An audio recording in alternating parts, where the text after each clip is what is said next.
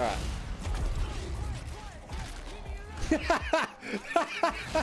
Okay, I haven't done that yet.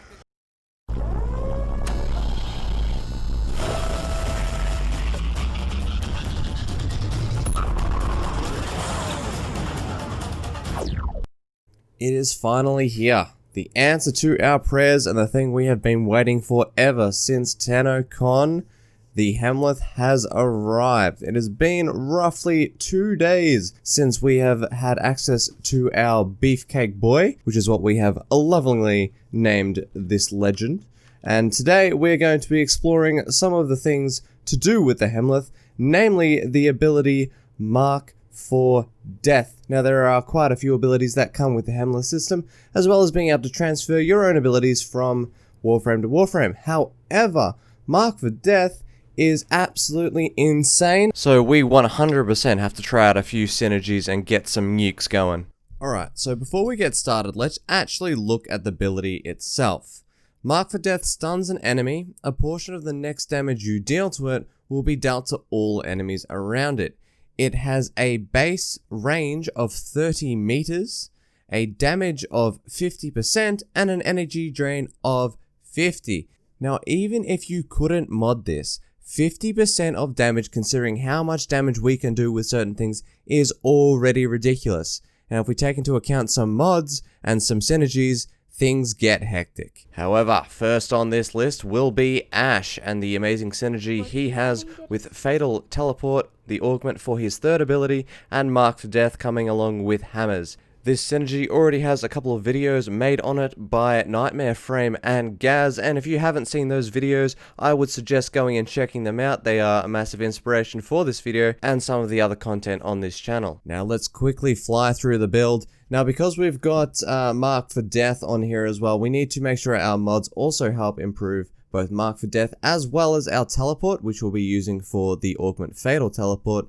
So outside of Fatal Teleport, the mod, we also need some range for the nuke, we need some efficiency, and we need some strength, because the base damage of Mark for Death is 50%. Now we can actually get that up to 100%, or even further if we want. I would suggest getting it up to around 100%. I myself have it on 99% with this build. You can of course change out Cunning Drift for Power Drift if you would like to get that little bit of extra damage to make it 100% damage. We are also using Steel Charge for the aura slot in this build, and that's because the main source of damage from this build obviously is the Fatal Teleport and the melee that goes along with it. Another possible change you could make to this build is you could replace Continuity with Transient Fortitude, which will increase your damage a little bit and reduce your duration. That, however, just means you need to be very quick on dealing your Mark for Death. Also, the smoke screen will be pretty much completely useless. The only other notable mod on this build is Rolling Guard. Now, although we will be invisible essentially all of the time due to arcane trickery, which I'll explain in a moment, occasionally a stray bullet or a status effect or something like that can affect you, and in such a case, you need to be able to immediately dispel any status effects or make yourself invulnerable. Rolling Guard does that job perfectly. And lastly, the arcanes. We're using Arcane Energize and Trickery. Energize is pretty self-explanatory. However, Arcane Trickery, it has a 15% chance to become invisible for 30 seconds on a finisher kill. Now this doesn't sound too OP, however, if you take into the fact that you're nuking an entire room with a melee, you'll begin to see how strong this actually is, and essentially it makes you infinitely invisible. And just quickly, we also need to run through the build for the melee. We are going to be using the Frag Ore Prime with Shattering Storm, and it is pretty much your stock standard build apart from a few changes. We are going to be using Body Count due to, in normal gameplay, needing that extra duration because I'll be running Zeneric. I run Prime Smite Corrupted, which we will be changing out for Grenier for the sake of this test. And we also use Finishing Touch, which is plus 60% finisher damage. This is very important because the finisher damage done by Fatal Teleport is also then affected by this modifier as well. Alrighty, so we are ready. We've got all our gear and it is time to test. We're going to spawn in 20 Corrupted Bombards. Let's, 175, not too bad. Let's give this a shot. Oh, got to get some energy. Let's go. Let's go. We're going to mark this boy in the front here. We're going to go 4. We're going to go 3. And yep, this game's broken. Alright, we'll try again. Hey, to be fair, it could have been a fluke. Who knows? Let's just spawn them again, and we'll, just give it another shot. It could have just been some lucky modifiers or something, right? Let's just teleport. Oh, nah, they're all dead again. And this is without, actually having a combo. I could have a 12 times combo and get red crits, which, by the way, when you do, you hit damage cap, just like you saw at the start of the video. Now, I would love to keep going and showing all this Ash stuff. However, I would like to share a few other examples of crazy stuff you can do with this ability, so we're going to move straight on to the next synergy. Now, the next synergy / weapon that I would like to show you is actually the Kuva. On top of being my favorite weapon in the game, it also has a very high crit damage and damage count. So we're going to use this, and we're just going to test it out, we're just going to see how it goes, But build, I hear you're all yelling. Alright, here we go. Here's the build real quick. We got Serration, Split Chamber, Vigilante Fervor for some fire rate, Infected Clip with cryo rounds, primed cryo rounds for that extra damage. We got Point Strike and Vital Sense, because this is a crit weapon after all. And we also have a Riven with CC and CD and some recoil, unfortunately. Now, the reason that I decided to pick this weapon to show you is, well, obviously it's my favorite weapon, but on top of that, due to its high amount of damage and the fact that it can already hit damage cap with some certain frame abilities, just by itself, it is an insane powerhouse. Give it then the ability to instead stop being a small single target type weapon to then being able to deal that damage to a very large scale, and you get some things like this. Let's go and test it out. Alrighty, you've seen the build, you've seen the stats, you know the ability. I reckon it's time to give it a go. We're going to spawn in our corrupted bombards here. We're going to go up real close so we make sure we get that headshot. We mark the boy, wait for him to show his face, and then... oh, okay, so the Chakur's now a nuke. And on top of that, with this build we have it on Ash right now, it's 57 meters. That's bigger than Trinity's EV. Sorry, Bless, not EV, fuck, I'm a moron. But it's bigger than Trin's Bless. This is insane. Let's try again. Do it again, because I've been doing this all day because I find it so satisfying.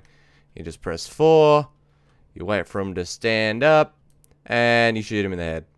Oh, it's so good. It's so good. But there's still way more weapons and synergies. Let's keep going. Let's move forward. Now it's time to move on to the next weapon. We're actually going to try out the Vectus Prime now. Although this is a bit of an obscure weapon as well as the Chakur, I feel like these ones deserve a bit of a spotlight because I'm sure that not many content creators will probably cover these. So we're going to have a little look at the Vectus Prime with his ability, and we'll show you how the Vectus Prime, which is a sniper, is now essentially a giant rocket launcher with the radius of 50 meters. So let's jump into the build real quick. It is a pretty stock standard build. We're running Serration, Split Chamber, Point Strike, and Vital Sense, the default 4, obviously. We're running Hellfire and Stormbringer at the moment for radiation, because this is primarily an Eidolon sniper, which I'm using it for.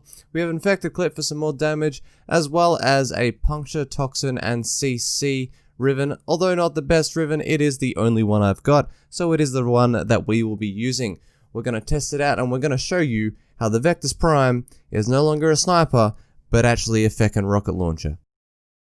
Alright, here we are again. We are in the testing facility with the Vectus Prime here, just as always. Now, I'm doing it in the testing facility. I know all of these have been in testing just because it's a lot easier and quicker for me to record. However, know that all of these are quite effective still in normal gameplay. You just need to make sure that you are in an open area where you can see all the enemies, as Mark for Death is based on line of sight. So obviously, because I can see all the enemies here, it's just nice and easy for me to show you how effective that can be. So we're just going to mark that enemy in the front there, shoot him with a little headshot, and everyone's dead. Look at that. Vectus is now a freaking nuke. Let's just go again. We'll just press 4.